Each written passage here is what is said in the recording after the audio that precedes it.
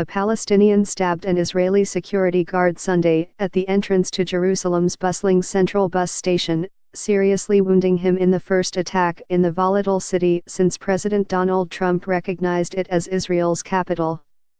In Beirut, scores of Lebanese and Palestinian demonstrators clashed with security forces outside the heavily guarded U.S. embassy over the recognition, while Arab foreign ministers meeting in Cairo demanded that the United States rescind Trump's decision, calling it a grave development. The violence came amid days of unrest sparked by Trump's dramatic announcement Wednesday. The Palestinians staged 3 days of rage, with clashes breaking out in flashpoints around the West Bank, East Jerusalem, and the Gaza Strip. It was not immediately clear whether the bus station attack was motivated by Trump's move, which upended decades of U.S. foreign policy and drew swift criticism from around the world, including U.S. allies in Europe and the Middle East. Israeli police said the attacker was a 24-year-old Palestinian from the West Bank city of Nablus.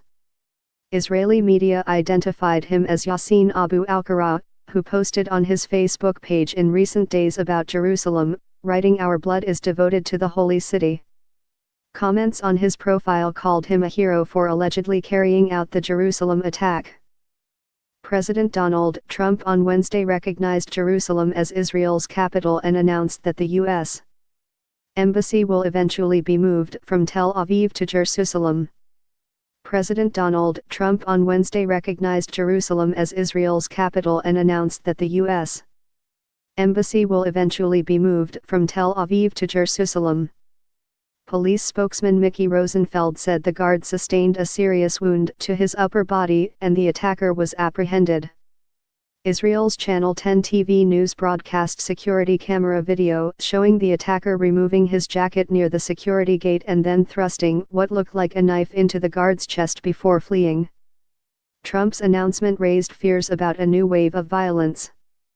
4 Palestinians were killed in Gaza in Israeli airstrikes following rocket fire from there and in clashes along the border.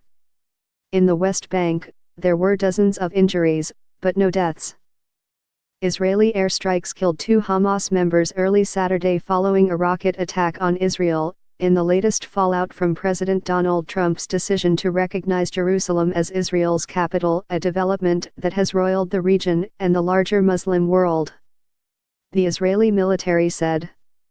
Israeli airstrikes killed 2 Hamas members early Saturday following a rocket attack on Israel, in the latest fallout from President Donald Trump's decision to recognize Jerusalem as Israel's capital, a development that has roiled the region and the larger Muslim world. The Israeli military said. Palestinian youths clashed Sunday in the West Bank city of Bethlehem, hurling stones toward Israeli soldiers, who fired back with rubber bullets and tear gas.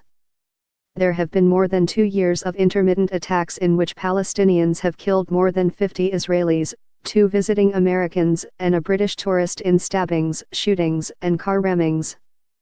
Israeli forces have killed more than 260 Palestinians in that time, mostly attackers.